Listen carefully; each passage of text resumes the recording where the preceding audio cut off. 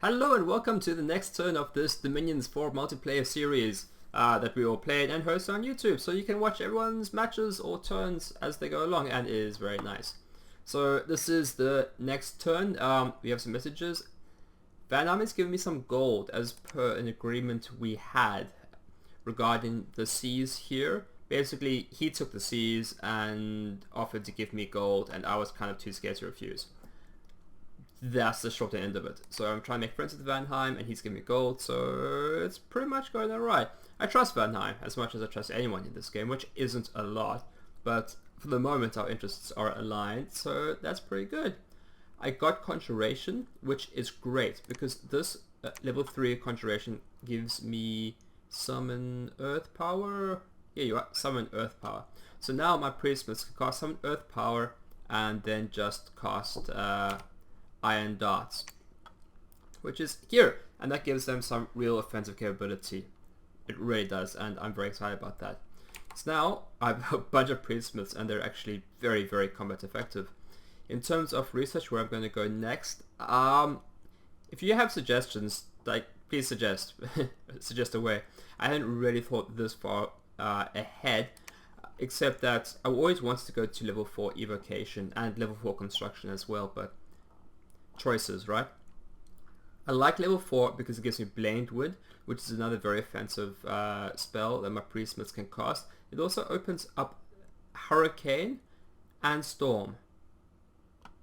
Oh, sorry, Storm's level 5. It opens up Hurricane. It's a jerk spell I can cast on my friends, which I think will be a lot of fun to do. Yeah, so that's... and a bunch of other spells here that my Pretender will also be able to cast that I haven't really looked at. I don't know if this is really useful, but it's, a number of these spells my Pretender can cast, even though my Priestments can't. And then, if I really go down the line, I get to Iron Blizzard eventually, which is just amazing. Yeah, I don't know if we'll get there, but it's great. I found 2 magic sites in Borel, which is nice. Got the statue of the Sitting God, which increases order, and 1 astral gem per turn. Enchantment bonus 20. I'm not actually 100% sure how this works. If I cast enchantments in that province, do I get the bonus? Do I have to be in the province to cast it? And what kind of bonus does it really give? I don't really understand how that works. And a fire gem, which is nice. So now my Pretender is going to go to the level 2 throne, and he's going to claim it and then do a site search as well. I have a heap of spies on the map. They're moving around, and I got the mercenaries I wanted to get, and an unexpected event occurred in Junel Forest, which that's just not good, right? That's just not good, but hopefully that won't persist for too long. I got the crossbowmen I wanted. They're over here, so now I'm going to retake some lands, hopefully. Okay, diplomatically, this is where the game's really been interesting. This is where the most of the action has been happening, is in the diplomatic arena. Everyone's kind of waiting for Vanheim and Agatha to start fighting each other, or at least me and Man are, for the most part.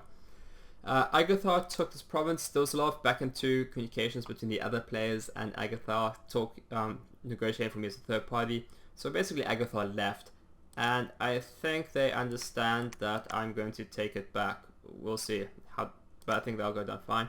I think they'll have the approval of the council. That's what I really want. I want Vanheim, Man, and Shinuyama to approve of me taking back Might Marsh, so I'm going to do that. But I am only going to do that with my mercenaries. Frodo Boggart. Just him. Just him alone is going to go in there. And if he dies, I don't really care. It's undefended. And if he gets it, that'd be nice. My main army is actually going to stay in Ulm. I don't have anywhere it really needs to be. I'm gearing up for a war with Agatha. So this is a good place for it to sit. Besides, it keeps them with my Priestments and they can do the researching. So I have an agreement with Vanheim to go to war with Agatha soon. Hopefully this altercation here precipitates a war in which I can be viewed as a defender. That'd be great. And then I have the approval of Man and Shinuyama, like, hey, let's kill Agatha, he's been mean to me, rather than the truth, which is a really connived and sneaky plan between me and Vanheim to crush Agatha, and then I'll have to worry about a very strong Vanheim. Vanheim does actually seem to be a friend. He's very concerned. He's expressed a number of times that I don't have a second fort, and he's talking about giving me gold to do it, and I hope he does. If I don't recruit this turn, I probably could make it up, but either way, next turn I think I'm going to have to really reduce my recruitment just so I can start building that second fort. It's really starting to become a bit of a liability.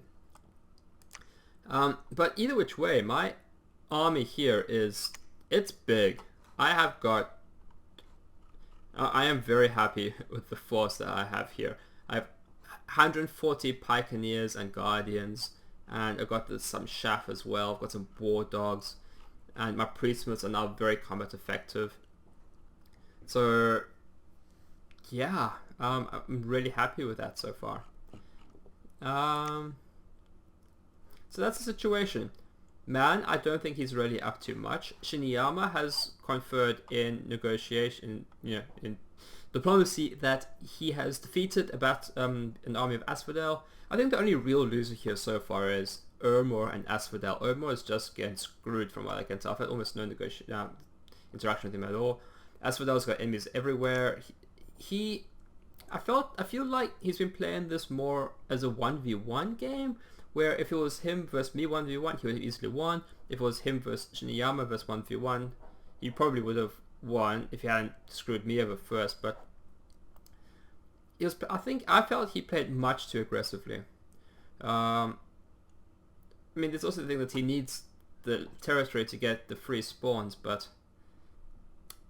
and to be fair, we kind of immediately ganged up on the undead players because of the pop kill characteristics.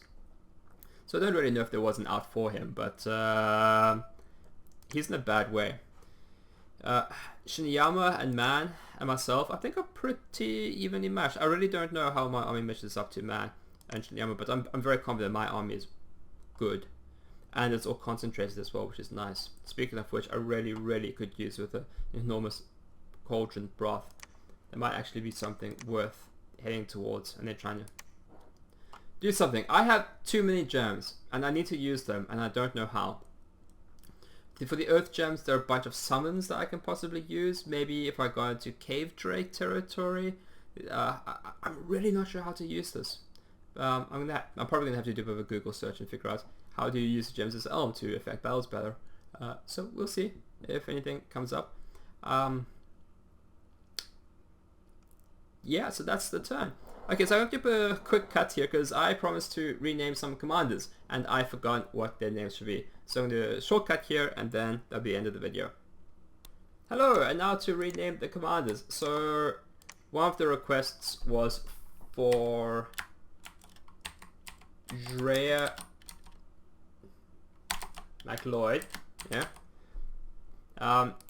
And one thing to note is that if I go into Hall of Fame, we have Zuria's evil twin, and now we might have Zuria McLeod in here, so this guy's clearly watching the other videos, which, is fine.